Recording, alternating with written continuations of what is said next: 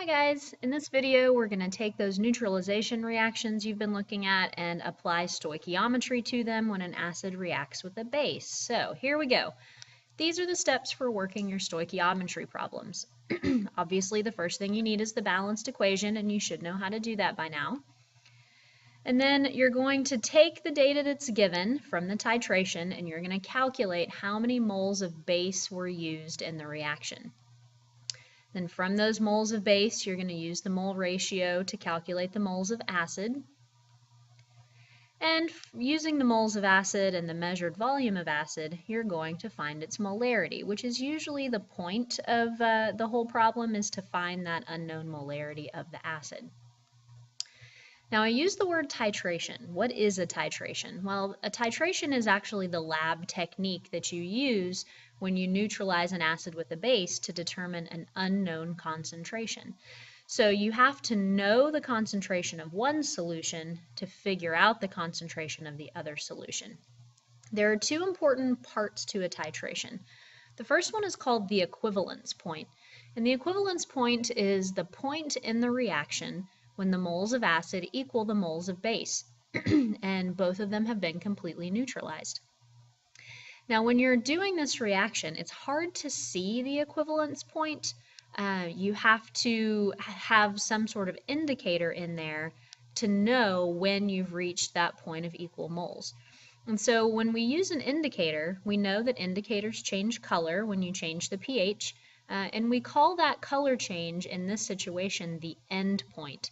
And it signifies when we have those equal moles and the reaction is over, so we can stop adding base to neutralize the acid.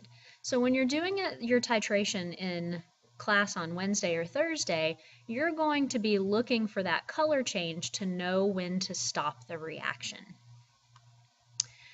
So here's a picture of what you're going to see. When you're doing a titration, you can add base either with a dropper, which is what you're going to use, or you can use a burette. And the picture here, this is a burette, and that's something that you'll learn how to use in AP chemistry. You're going to be using just a plain old dropper bottle to add yours. And then you're also going to be using the indicator phenolphthalein. And we know phenolphthalein turns pink, so you're going to start out with phenolphthalein. It's going to be colorless, and you're looking for that solution to turn pink. Now you want to get the lightest pink that you can get. So this picture right here on the right, that pink is a little bit too dark. They've gone a little past the end point. So when you're doing your titration, your goal is to get a slight pink color change, but you want it to be very light pink. Okay, so we know how to write balanced equations. We're going to skip this slide and go straight to our stoichiometry. It says 10 milliliters of sulfuric acid is measured out into a beaker with 3 drops of phenolphthalein. NaOH is added from a dropper bottle until the solution turns light pink. It took 1.972 grams of NaOH to reach the end point. What is the molarity of the sulfuric acid? So these are things that you would be measuring in a lab. You would measure out how much acid are we using, you would put in your indicator, you would add your base until you get to the end point, and you would know how much base you added.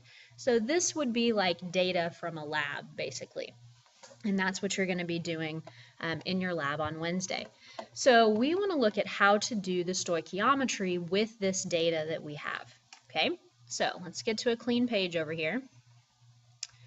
So the first thing that we need, obviously, is our balanced equation. And so it told us that we were using sulfuric acid, which has sulfate.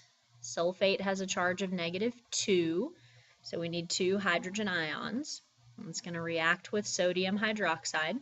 Sodium has a charge of +1, hydroxide is -1. And we know that in our neutralization reaction, the H and the Na are going to replace each other. So when the Na comes over here and bonds with the SO4, the Na has a charge of +1, the SO4 has a charge of -2. So when we react those with each other, we get Na2SO4. And then the hydrogen, excuse me, the hydrogen reacts with the hydroxide to make water. And if we look at balancing, we have 2 sodiums on the right side, so we're going to need a 2 right here. 2 hydrogens and 2 hydroxides make 2 waters. So we have our balanced equation. Okay, now we always want to start with step 2 in our process, which is to convert the amount of base that we used into moles. And it told us in the problem that we used 1.972 grams of our base solution, which is our aqueous NaOH. So that's what we're going to start with. It also gave us a conversion factor to use to convert from grams to moles. Now we can't just use our normal molar mass because the NaOH is dissolved in water. So this mass right here is not just NaOH, it's aqueous NaOH, which means that it's water and sodium hydroxide. So we have to have a different conversion factor to use, and it tells us that there are 9.88 times 10 to the negative fifth moles of NaOH in 1 gram of our solution. So here's where we're going to cancel our grams, and now we have moles of NaOH. Step 3 tells us to use our mole ratio. So 1 mole of H2SO4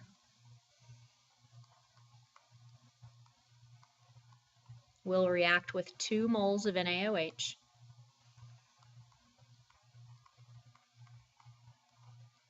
And we cancel our moles. So now we know we can do the math, and we had 9.742 times 10 to the negative fifth moles of H2SO4. All right, now the last step is to figure out the molarity of the acid, and we know that molarity is moles over liters, right?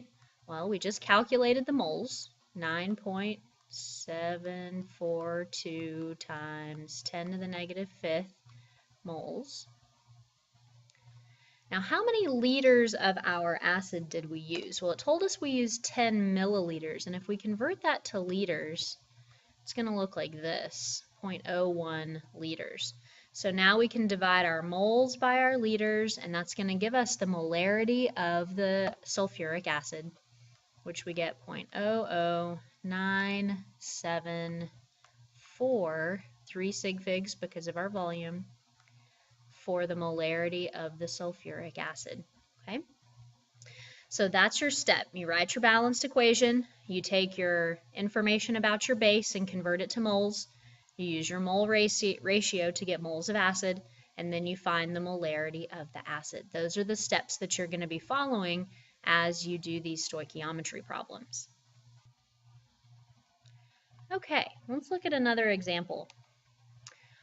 What is the molarity of a nitric acid solution if 22.25 grams of potassium hydroxide solution is needed to neutralize 20 milliliters of the acid? And it gives us the conversion factor for potassium hydroxide. So what I want you to do is I want you to pause this video. I want you to work this problem out on your own. And then when you push play again, I'm going to show you what the answer is. So hopefully you got the right answer, and then you can do these same stoichiometry problems or the same calculations when you do the lab on Wednesday. So pause the video, do the calculation, and then when you come back, I'll show you your answer. Okay, so here we go. If you write out your balanced equation, potassium hydroxide is KOH. It reacted with nitric acid, which is HNO3. So your balanced equation should give you potassium nitrate and water. Everything's in a 1-to-1 mole ratio. And when you do your stoichiometry, your molarity of HNO3 should have been 0.217. That should be your final answer. All right, I hope you can do the same calculation when you do your lab, and then obviously again on the test on Monday. So good luck.